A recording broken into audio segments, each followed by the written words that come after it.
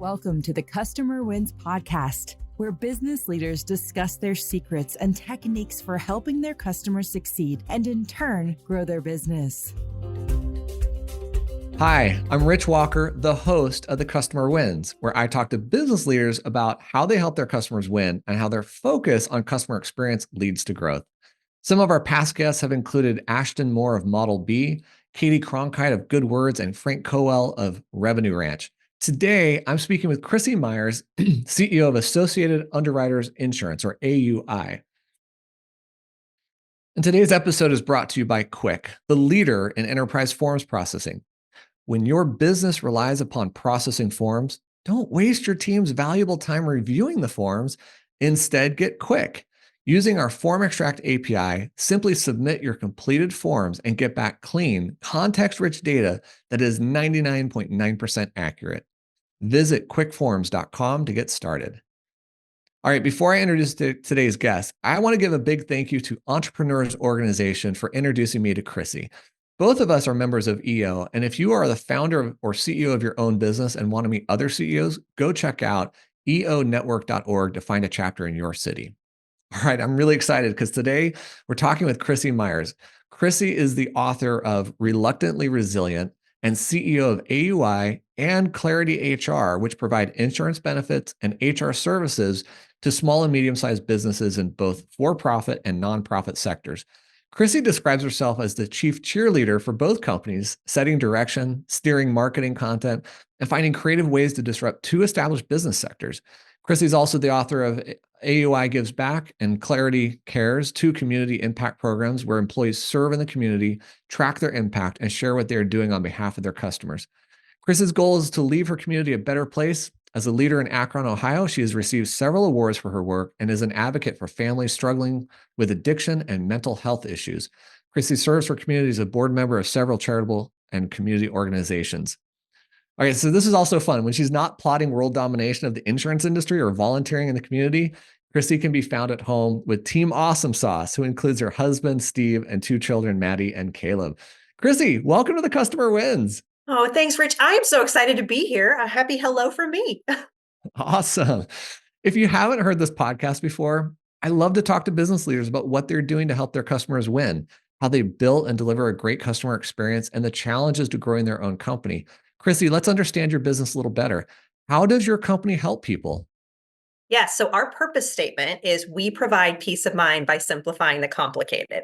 So we take two things that a lot of times business owners can find overwhelming: employee benefits, health insurance, all the things for your employees, and human resources, HR. And we simplify them to make them easy for a business owner to feel empowered to make decisions about their people. You know, I'm trying to think back in like 2010, my COO and we said, what's our core competency? And we decided it was customer service, it was product design, it was forms management, and we said everything else we're outsourcing. And we, because who wants this to be their core competency? So obviously you do. What made you interested in this to say, I'm going to be the master of this universe?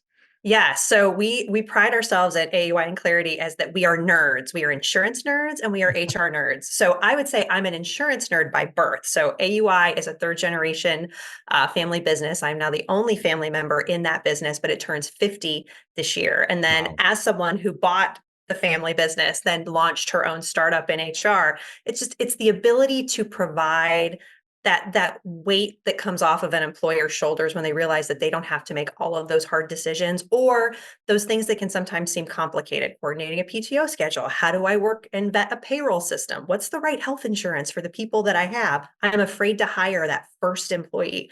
Those are the things that we love helping and kind of getting people to understand. So are you guys like an outsourced service? Are you consultants? Are you brokers? Are you all of the above? How do people really engage with you then? Yeah, so it's all of the above. So on the insurance side, we're brokers. We're not a captive agency. So we work with all of the carriers within the regions that we serve and kind of help the client find the right type of insurance for their needs. And sometimes the answer is no insurance at all. Not everybody has to have group benefits, which is probably makes us a little bit different from most insurance agents. There are times where we say, no, that's not the right product. We're not going to sell you something that you don't need. And then on the human resources side, we are small business fractional consultants. So we are in your business as much or as little as you need. So we have some clients that we're in their business every week, helping with all of their employees, answering their questions, really being their HR person that only needs to be there between 5 and 10 hours a week. And then others were that HR bat phone where I don't have a lot of issues that are ongoing, but every once in a while I have a question, I get a form that I don't understand, I get an employee issue that I just wasn't expecting, and I need you to be my second set of eyes to make sure that everything that I'm doing is correct. So I don't have to call necessarily my attorney. I can always call my HR expert because we are far less expensive than some of those employment attorneys that you may have to use if you don't pay attention to your HR issues. That was something I was thinking about. Like, do you have attorneys on your side that you work with and can help with some of these answers? Yes, we do. We have someone in our organization that actually has their law degree but does not practice. And then we have licensed attorneys that we will work with and hand you off to should you need something done at that level. Because oftentimes as entrepreneurs, there's certain like we're good at certain things. We're not always good at everything. And sometimes we think we need a lawyer that knows all of the things. And there's moments where specificity is really important. I would think that you would have that experience too, Rich, with what you do being so specialized. Yeah, I mean, we do. We have like an HR attorney, we have a corporate attorney, we have a contracts attorney, and we just use them sparingly, of course. I feel very fortunate on the HR front. My COO handles a lot of it with our lawyer to figure out the handbook stuff, but we just don't have drama in our company. We have tried to Oh, create the least stress environment so that there's just no politics and drama. Now, maybe it's because we're small. We're about 28 employees at this point. And that was going to be one of my questions. What size company comes to you most often? And what do you look for in a company? yeah. So organizations, it kind of runs the gamut. So we have some organizations that have a full-time HR person and we're their extra set of eyes and ears. So they'll call us when they need us. And they usually have between 50 and 100 employees.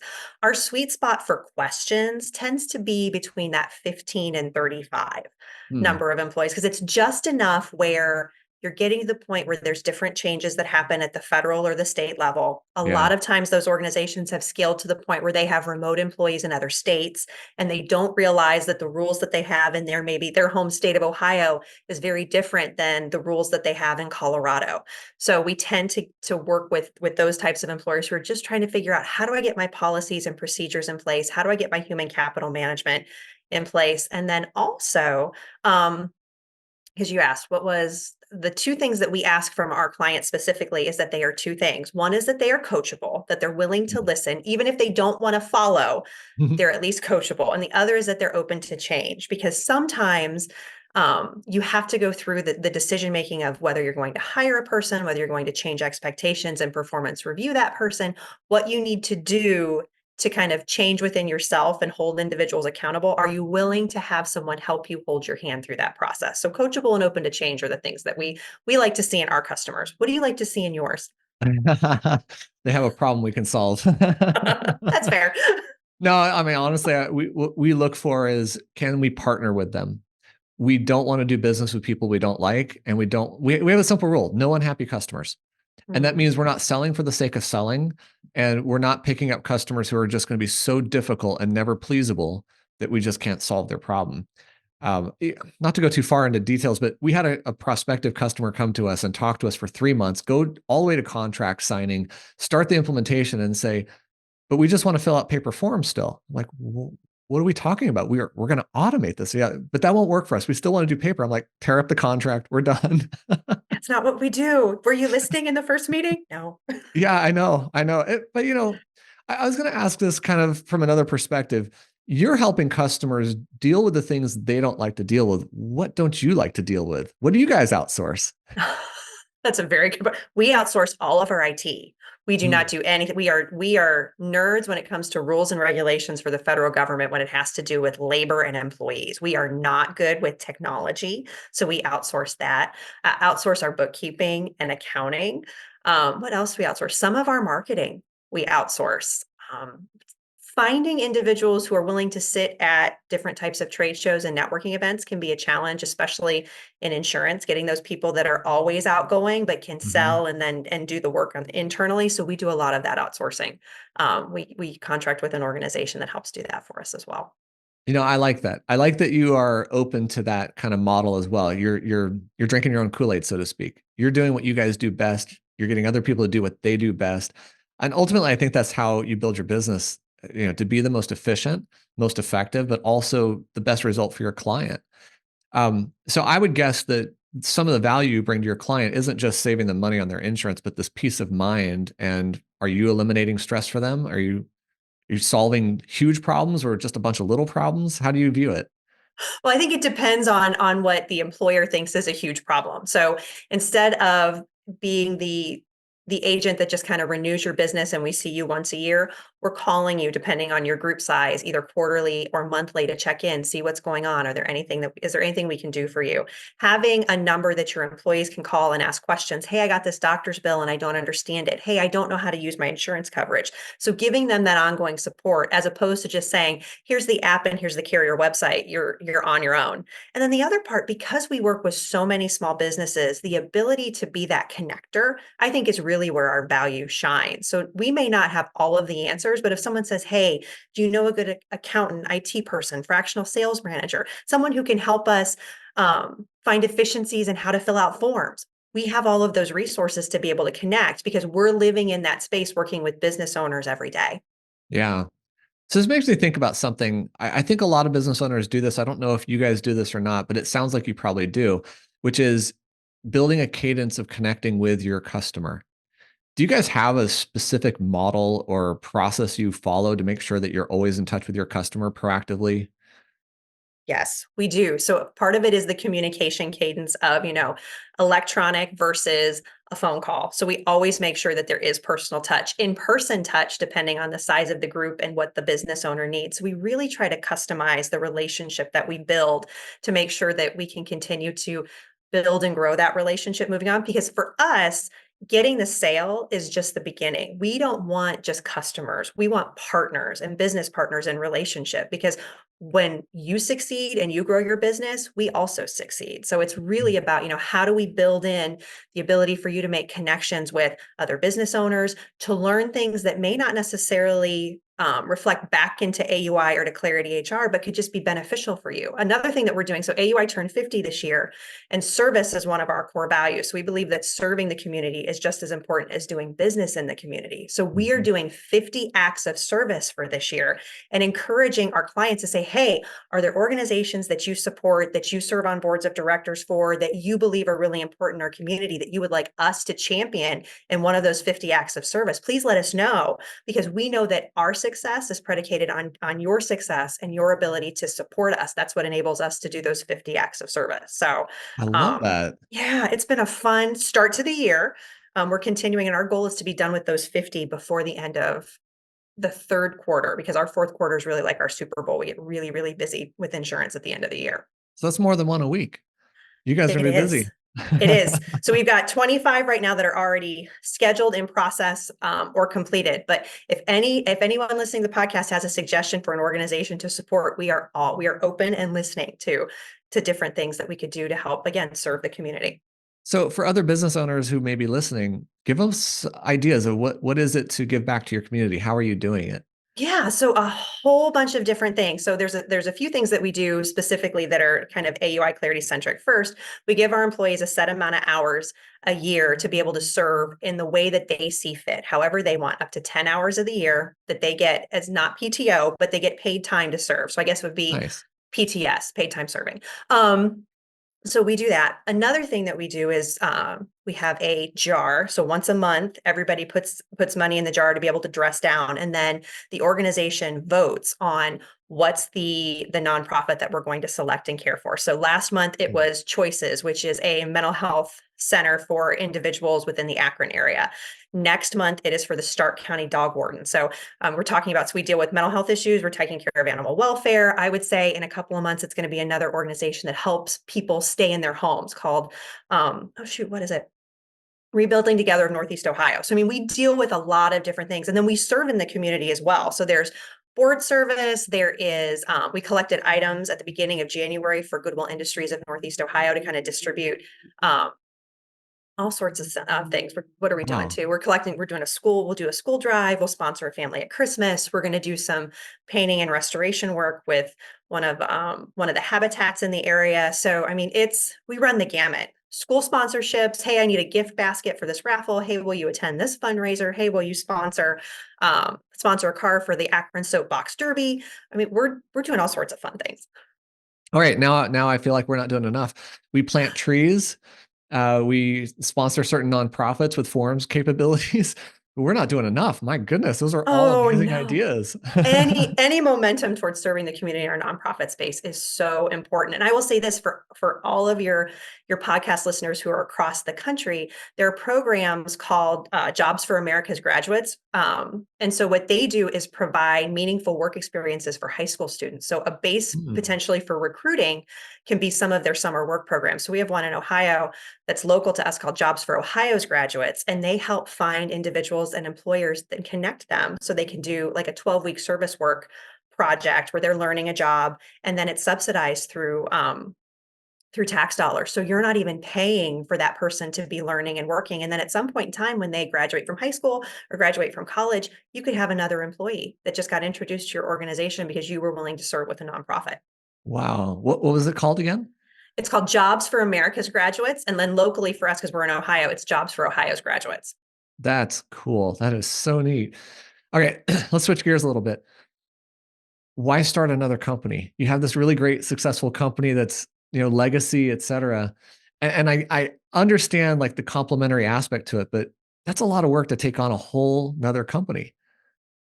It is. So it's actually a story that comes out of service and nonprofit work. So I was working with an organization that was one of our nonprofit clients, and they had asked for years, Chrissy, you do benefits so well. We have a revolving door on our HR person, and we really don't need someone here all the time, but we do need someone who knows what they're doing.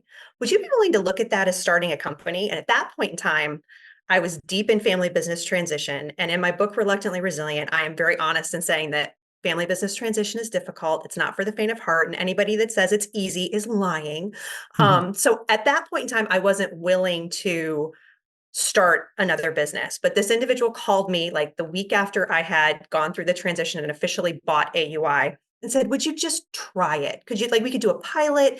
You can call it a different company. If you fail, we won't talk about it again. So you can brand it differently. And it was like, this is a great idea. So let's try the startup thing. Let's see how it works. Let's put my fingerprints over here and make it something new. So that's how Clarity HR was born. It was born out of the nonprofit request of, hey, we can't afford this person full time and we know we need an expert. Is there a way that you can create a business to fulfill this need? And now Clarity is 5 years old. We're working on growing to our 8th employee, and we're continuing to grow across the country. It's not just a small local company anymore. It's continuing to ripple out. And we have clients in California, Nevada, Texas, all over the United States. And so it's an interesting space to kind of provide the benefits in HR. And I will say at some point in time, probably after AUI celebrates its 50th birthday, those brands will probably unite into one, because what we've learned is that the human resources side is really supportive of the benefit side, and to work Mhm. together is a synergy that's really special for small business owners outside of having to use a payroll company or someone else to kind of do all of those services. We can provide a more local, high touch approach that gives them more freedom and the ability of more flexibility than just a call center. Which I would think, Rich, with what you do being so specialized and customizable for your customers, that would be something that is similar for both of us. Yeah, I would definitely say so. So I want to ask you another question about your book, and I have Yeah. a bunch of questions that keep popping into my head. So, Reluctantly Resilient. Tell us about the book. What made you want to write it, and who is it serving? Yes. So I would say Reluctantly Resilient is kind of like a high five and a hug for small business owners. So Nice. anyone who is thinking about business ownership, business leadership, or working on transitioning a family business, I think it's a great book for you. If you want tools on like how to streamline your HR processes, it is not the book. So this is really talking about my journey as a business owner and kind of taking care of my own mental wellness through that transition and the things that I needed to do to kind of grow and become a better person. So it talks about our family business transition. It talks about a transition that I had when I lost my first husband to suicide, and kind of the things that we've had to rebuild, and kind of as you walk through those hurricanes. And I think there are two things, and I'm going to ask you after I say my two things that I think every business owner needs, what your two things are that you think every business owner needs to be successful. I think they are good interpersonal effectiveness skills. So building your own mental health care plan and how you take care of yourself, and then finding your what else for your business, which is beyond the making money part. what is the thing that drives you? Because if we were just going to make money, Rich, I think we would all just have jobs. Hmm. So what are the two things that you think are important to being a business owner to kind of drive you through the hard parts? No, this is great. I think that you have to define what is fulfillment for you.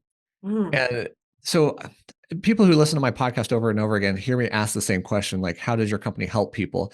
And the reason I ask that question is because I figured out humans are dependent on other humans. We're not meant to be alone.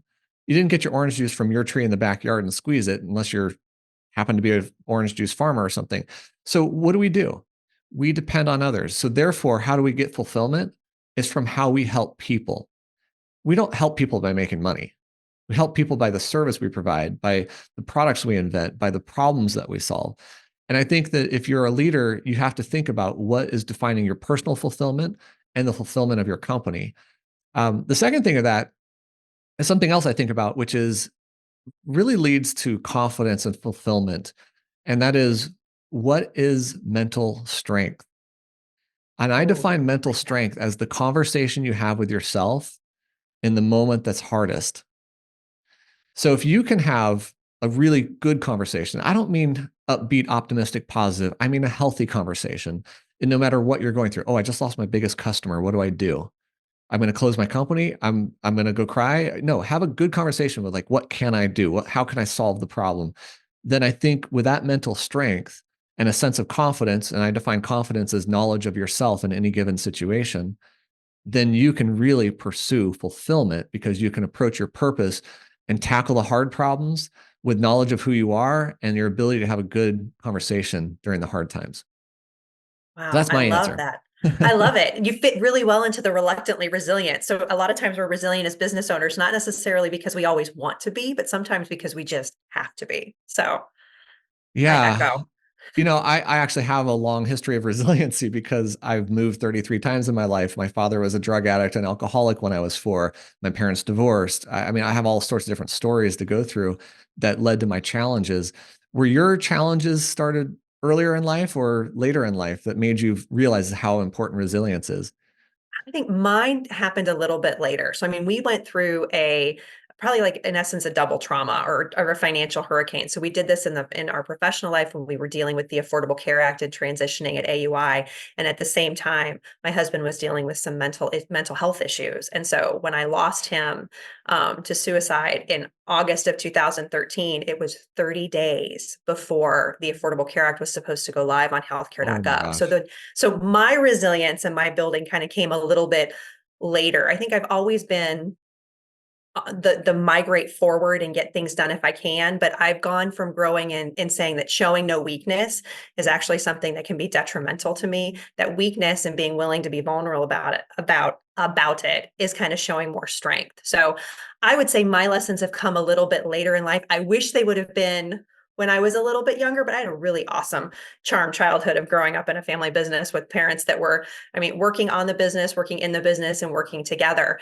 So I learned a little bit later on, like how to balance and how to make sure that you take care of your own mental well-being. I mean, in the book, I talk about how trying to be Superwoman at Christmas Eve almost cost me my house when I tried to barbecue it because I wanted to make sure I got all of the things right the first year that the first Christmas after Mike died. So I have learned slowly how important it is to take care of myself and to work on being resilient. And that resilience, I feel, is really a long game. So I would be interested to see, do you feel the same way or? 100%. I mean, look, another way to talk about my journey is I'm a survivor. I know how to survive so many circumstances. Having $5 to my name in a week before my next paycheck, for example, not knowing where food's going to come from and getting food somehow. I have always been a survivor in my life. And I don't know. I mean, I think you go through challenges and it does make you stronger, but it's actually how you choose to look at those challenges and the experience that came out of it. It's how you choose happiness or not happiness. It's always your choice. And if I guess the methodology I came up with in my college years, because I was super poor, had a lot of challenges then, was that I view the world as every choice you make has 43 options. Why 43? It's just a sufficiently high number to make you think beyond black and white. There's not just true or false. There's a whole bunch of other ways to look at the problems that you have. And that exercise has also, I think, led to resilience because I can see positive outcomes, negative outcomes. So if you don't have enough money, what do you do? Well, stealing is actually an option. Is it a good one? Is it the one you want? Probably not. But it is an option, right? It is. It's a Starving very is good also point. an option. Go without food. That's an option. So yeah, I think a lot of it comes back to, and I would guess that a lot of CEOs go through this, that you're constantly being forced to make hard choices and you have to keep pushing your way through it. Um, I mean, what's your comment on that with other leaders that you've known, especially entrepreneurs, with how they're trying to make these choices and what drives them to make the choices they have to make? Oh, I think it's the statement of this is what is happening to me is not going to define me, but it's going to refine me. So reshaping and reframing the perspective. And I think you're right. As business owners, we have to pivot and move in different directions all the time. We have lots of weight when we're dealing with payroll and the economy and dealing with customers. And I mean, we can have changes to government regulations that could change the landscape of any business at any time. So I mean, we are constantly living in a state of where do I need to be and who do I need to be and how do I achieve? So I think that if you haven't mastered your resilience yet as a business owner, you're going to have to. Because that's I think the secret to longevity is being able to be a resilient business owner. It's not just being a resilient person, it's being a resilient entrepreneur. And I feel that entrepreneurs have the ability to change the world because we touch so many people we touch our customers, we deal with our employees. I mean, we create ripples in the world that can truly change and impact. Um, and so if we take care of the business owner, I feel like we're really taking care of the broader community. What's your thought on that? No, I totally agree. And I think that entrepreneurs change the world because they have the ability to see the world the way it could be and not the way it is. And they Yes. strive for that could be version and they have a vision for how to get there. I'm curious about something else. You went through a Mhm. lot of challenges and you came out the other side in this great attitude, this great persona and energy. Did any of your beliefs change? Did you redefine yourself through the process?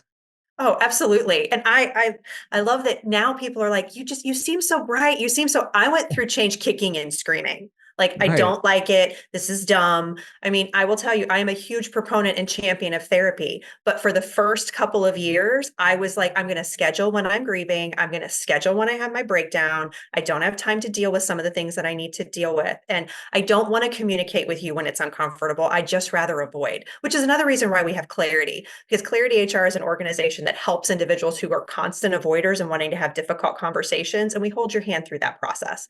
Mhm. So I would say absolutely. I've changed tremendously. I'm more mentally present, especially as a business owner. I mean, learning to be mindful and focus on the things that are important. Because here's the other part, Rich, and I mean, you have a family too. It's not just being an entrepreneur, it's being an entrepreneur that has a family that I think is another added challenge. Because if you're building an organization that at some point in time you might want to hand down, having a good relationship with your business and having a good relationship with your family is really important. Because if you want to hand it down to your kids have to look at that business as something that was helpful and helped your family thrive, not necessarily the third child that they hate because it got all the attention. Yeah. No, you're living something that I aspire to, which is I want to build a multi-generational company. We're in year 23 of business. My kids are so young. I still got to go another 20 years to get to the point where they're going to say, "Yeah, let me come work in it," and have the skill to do so. Mhm. I want to go back to a business topic because this comes up in a lot of my conversations. I have to imagine it's coming up in yours, and that's artificial intelligence. And we were talking about how leaders Yes. have to make these hard choices. And this is top of mind to so many people. So I'm curious from your perspective, how do you see AI impacting your world, your customers, the kind of decisions they have to make, and really customer experience overall?